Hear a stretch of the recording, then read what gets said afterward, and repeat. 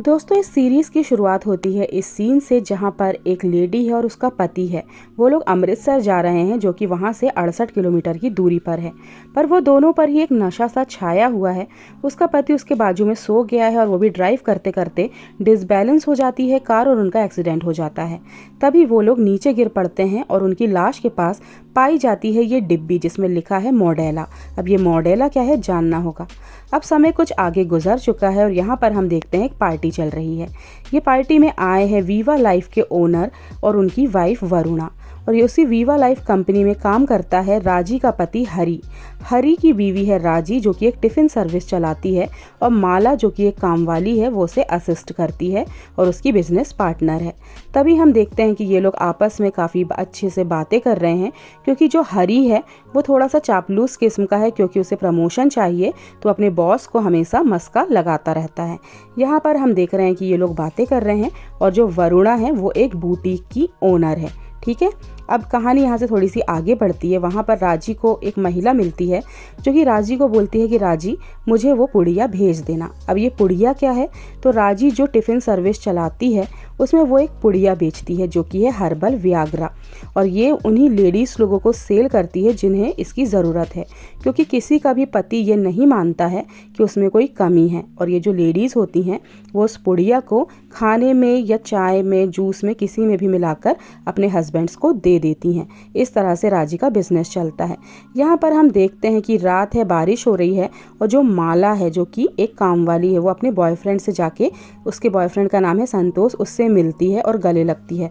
तो वो उसे बोलता है कि चल छोड़ ये सब, सामने पुलिस आ रही है, ये ले। उसे एक पैकेट देता है जिसमें कुछ ग्रीन ग्रीन सा होता है। बोले तू इसे जाकर छुपा दे नहीं तो पुलिस मुझे पकड़ लेगी। जो माला होती है उसे समझ में नहीं आता है पर वो पैकेट लेती है और उसे लेकर एक गाड़ी के पीछे जाकर छुप जाती है और इस तरह से वो अपने बॉयफ्रेंड संतोष को बचा लेती है। अब माला जो है वो एक काम वाली है, उसकी एक बेटी भी है, वो एक सिंगल मदर है और वो अपनी बेटी को अकेले ही पाल रही है। ठीक है, यहाँ पर हम देखते हैं कि पुलिस जो है वो यहाँ पर छानबीन कर रही है मगर उन्हें किसी प्रकार का कोई भी ड्रग्स बरामद नहीं होता है। अगले सीन में हम देखते हैं माला के पास फ़ोन आता है वरुणा का क्योंकि माला उसके हर काम करती है। वो उसे जल्दी बुला रही होती है तो माला काफ़ी गुस्सा होती है और कहती है पहले मैं टिफ़िन का काम करूँगी फिर आऊँगी। यहाँ पर माला राजी को बताती है कि उसने संतोष को सब बता दिया है कि किस तरह से राजी टिफ़िन सर्विस में महिलाओं को वियाग्रा सेल करती है। तो राजी काफ़ी गुस्सा होती है और कहती है कि संतोष जैसे मवाली को ये सब बताने की क्या ज़रूरत थी। तो वो कहती है संतोष मुझसे बहुत प्यार करता है और कभी भी वो किसी को नहीं बताएगा, वो हमारा राज राज रखेगा और वो बहुत अच्छा है। तो राजी उसे कहती है किसी पर भी भरोसा नहीं करना चाहिए। यहाँ पर हम देखते हैं कि वीवा लाइफ में एक खलबली सी मची हुई है क्योंकि सबको ये खबर मिल गई है, जो ड्रग इन्वेस्टिगेटर है उनको ये खबर मिल गई है कि ये कंपनी जो है वो मॉडेला नाम का एक ड्रग बनाती है। और यहाँ पर ऑफिस में, सारे ऑफिस में एक खलबली सी मची हुई है। हम देखते हैं यहाँ पर आए हैं मिस्टर पाठक जो कि ड्रग इन्वेस्टिगेटर हैं और वो बात कर रहे होते हैं वीवा लाइफ के ओनर से। उन्हें पूरी तरह से मैनिपुलेट करने की कोशिश की जा रही है कि किस तरह से ये उन पर कोई भी एक्शन ना ले। ये कह रहे हैं कि हम लोग काफ़ी रेप्यूटेड कंपनी है और हम इस तरह की चीज़ें नहीं बनाते हैं। मिस्टर पाठक समझ रहे हैं कि दाल में कुछ काला है। यहाँ पर हम देखते हैं हरी को, जो कि हरी जो है वो प्रमोशन पाने के लिए कुछ करना चाहता है। तभी उसे पता चलता है कि यहाँ पर इन्वेस्टिगेशन होने वाली है। तो वो वॉशरूम में जाकर क्या करता है, कुछ पेपर जला देता है। इससे सारी जो कंपनी है वहाँ पर हल्ला मच जाता है कि आग लग गई, आग लग गई। कि इस तरह से मिस्टर पाठक जो हैं उनका जो ध्यान है वो डाइवर्ट हो जाए और इन्वेस्टिगेशन यहीं पर रुक जाए। और होता वही है कि चारों तरफ भगदड़ मच जाती है और सभी लोग इधर उधर होने लग जाते हैं कि आग लग गई, आग लग गई। और इस तरह से इन्वेस्टिगेशन रुक जाती है। अब यहाँ पर हम देखते हैं राजी को। राजी बहुत चाहती है कि वो पैसे इकट्ठा कर रही है टिफ़िन सर्विसेज से क्योंकि वो अपने पति हरी की मदद करना चाहती है। उसके पति का सपना है कि वो लोग जर्मनी जाएं। माला भी अपनी बेटी को अच्छे स्कूल में पढ़ाने का सपना देख रही है क्योंकि वो एक सिंगल मदर है। ये है शाहिदा जो कि एक ब्रोकर है। ठीक है, यहाँ पर हम देखते हैं कि राजी और माला ये डिसाइड करती हैं कि वो अपना जो बिज़नेस है वो किसी और रूम में शिफ्ट करेंगी। अब यहाँ पर माला जहाँ पर काम कर रही होती है तो उसके बेसमेंट में उसका जो बॉयफ्रेंड होता है संतोष, वो उसे बुलाता है कि आओ मुझे तुमसे कुछ बातें करनी है, देख मैं तेरे लिए गिफ्ट लाया हूँ।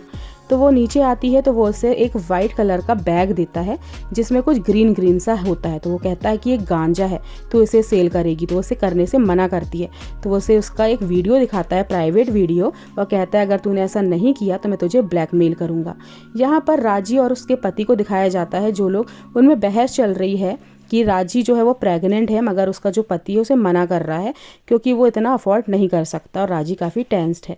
यहाँ पर हम देखते हैं पाठक जी मोडेला की जो दवाई है उसका क्या गलत असर पड़ा है लोगों पर, इसकी इन्वेस्टिगेशन कर रहे हैं और बहुत सी ये रिपोर्ट वो कवर कर रहे हैं। ठीक है, अब राजी को हम देख रहे हैं जो कि काफ़ी परेशान है। वो चाहती है कि कहाँ से इतने पैसे कमा ले और अपने पति को दे दे ताकि वो उसको अबॉर्शन करने को ना बोले। इसी तरह उसे पता चलता है कि किस तरह से संतोष ने माला का एक प्राइवेट वीडियो बना लिया है और उसे लीक करने के लिए वो धमकी दे रहा है और गांजा सेल करने को कह रहा है। राजी काफ़ी डरी हुई है, पर सिर्फ माला के लिए, उसकी इज्जत बचाने के लिए वो तैयार हो जाती है कि वो डब्बे में अब गांजा सेल किया करेंगे। अब हम आगे देखते हैं, यहाँ पर वीवा लाइफ के जो ओनर्स हैं उनमें भी काफ़ी डर है, वो भी डरे हुए हैं कि कल को वो फंस ना जाए। यहाँ पर हम देखते हैं कि जो राजी है, जो शाहिदा है, माला है, ये तीनों मिलकर अब इस डब्बा सर्विसेज को चला रही हैं। आगे हम देखते हैं एक दिन माला जो है, संतोष, माला और राजी हैं। ठीक है, तो संतोष उसे कहता है कि तू एक गिरी हुई औरत है, तू ऐसी है, तेरी बेटी को सब बता दूंगा। तो गुस्से में क्या करती है राजी कि वो एक नया पाउडर लेके आता है। वो कहता है अब गांजे की जगह हम ये सेल करेंगे। तो राजी जो है वो गुस्से में वॉश बेसिन में जाकर वो सारा पाउडर बहा देती है। अब जो संतोष है वो आग बबूला हो चुका है, वो काफ़ी इन लोगों को धमकाता है और इस तरह से ये लोग उसे चाकू दिखा के वहाँ से भगा देती हैं। अब ये लोग सोचते हैं कि अब हमें किसी भी तरह से इस गंदे बिजनेस से निकलना होगा क्योंकि हम बहुत बुरे फंस जाएंगे नहीं तो, और हमें काफ़ी टेंशन भी है इस वजह से। तभी हम देखते हैं कि दरवाजे पे दस्तक होती है और वो लोग घबराई हुई हैं। तभी शाहिदा दरवाज़ा खोलती है। शाहिदा जो कि एक लंबी चौड़ी लड़की है और वो दरवाज़ा खोलती है, हालांकि वो ना चाहते हुए भी इनके साथ बिजनेस में अब शामिल हो चुकी है, तो वो भी अब इस गैंग का हिस्सा है। तो अभी हम देखते हैं सामने आता है चौहान। चौहान कौन है? वो एक ड्रग डीलर है, मुंबई का एक बहुत बड़ा माफिया है, और वो इनको कहता है कि मैंने संतोष को, क्योंकि संतोष का तुम लोगों ने ड्रग जो है वो सारा का सारा बहा दिया, तो संतोष जो है वो मारा गया है, और अगर तुम लोगों ने अब मेरा साथ नहीं दिया तो तुम्हारा भी वही अंजाम होगा जो संतोष का हुआ था। और यहाँ पर चौहान जो है वो बैठकर इन लोगों को धमका रहा होता है। तभी वहाँ पर अगेन दरवाजे पे दस्तक होती है और दरवाज़ा जब खोलते हैं तो सामने होती हैं राजी की सास, जो बा, जिन्हें बा कहा जाता है, और उनके ऊपर चौहान गोली तान देता है और बोलता है बुढ़िया तू बता क्या करेंगे, नहीं तो तेरी जो बहू है और उसके साथ जो इसकी लड़कियां हैं, साथ में इसकी जो सहेलियां, वो सब फंसेंगी।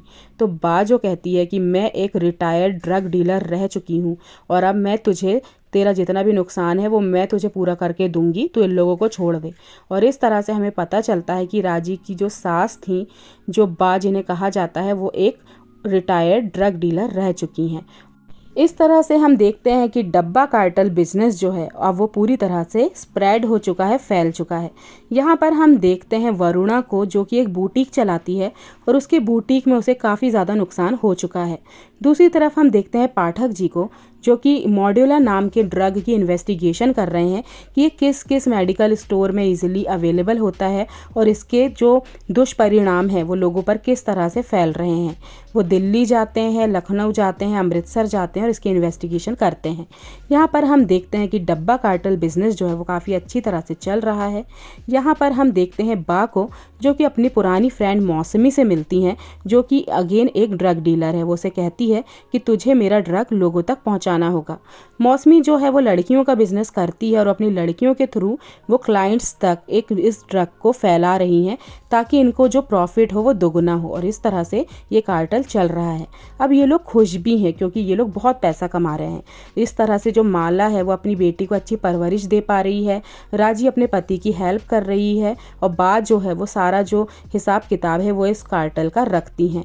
बट यहाँ कहीं ना कहीं इनके अंदर से खुश भी नहीं है क्योंकि उन्हें पता जाता है कि ये जो है ये इलीगल धंधा कर रही हैं।